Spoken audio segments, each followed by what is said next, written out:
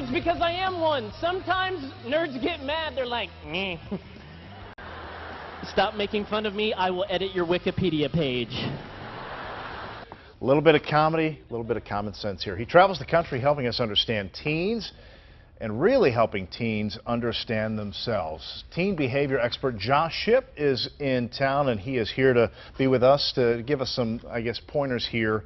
We all, you know, those of us who are parents either have teens or really, I think the bar has been lowered. Kids who are preteens are now acting like teens, so we're all facing these issues in some shape or fashion. But good to have you with us. Thank you so much. You know, it's interesting. I've been working with teens for over 12 years.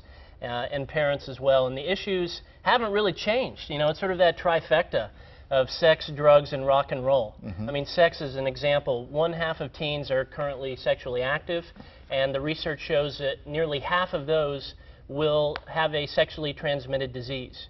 There's actually a research report done in Indianapolis alone. There are more than 5,000 teens who have an STD. And then there's drugs. That's another common issue, obviously. And, you know, a concern that I have is that a lot of teens are now huffing, where they're huffing inhalants in order to get high. Now, the issue with this is that there's more than 1,000 common household products that a teen can huff. So it's like when they're going in their home, they are literally entering a drug lab. Wow. Well, let's talk about your background here. In that clip here, we saw you giving a seminar here. Youth motivational speaker. You've reached out to young people, 2 million people across the world in the time that you've been doing this. What is your background? Where did you come from? And what's your approach here? Because it looks a little different from what we've seen. Yeah, for me, it's very much in your face but on your side. For me, I find that I can be that bridge between the teen and the parent, help them to communicate and have that open line of communication, because ultimately that's what is most important as a parent. For me, I grew up in the foster care system. I was abandoned at birth, 12 different foster homes. Before I was 14, I was raped, I was abused, every single difficult situation you could imagine.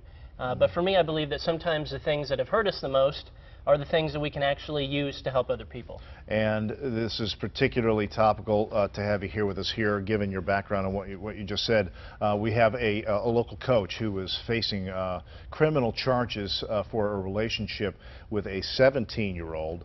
How often does a scenario like that come up, and how do you address it when a young person is victimized by that? Sure. I don't live here, so I don't necessarily know the specifics of this case.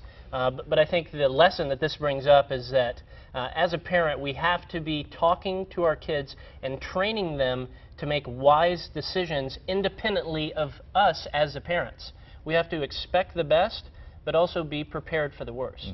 I mean, God forbid your kid finds himself in that situation. They need to think about in advance, what will I do? What would I do if a man approached me inappropriately? What would I do if a friend offers me drugs at a party? What would I do if a friend's been drinking and then wants me to get in the car with them? You know, the question used to be, is my teen at risk? Now, the fact is, your teen lives in an at-risk culture. All the time here. We could go for another half an hour very easily, Josh. I wish we had more time here, but you've come here to Indianapolis to help a teenager here, and you're going to be taping this for display somewhere. Absolutely, for a television series that I'm working on. Okay, well, nice to meet you. Thanks for coming in and enjoy your time here in Indianapolis. More information can be found here at fox59.com. Josh and what he does to reach out to young people here and how he's changing lives at Morning News. Good to see you, sir. It's 8:28 now. Let's check in with Angela. My attention.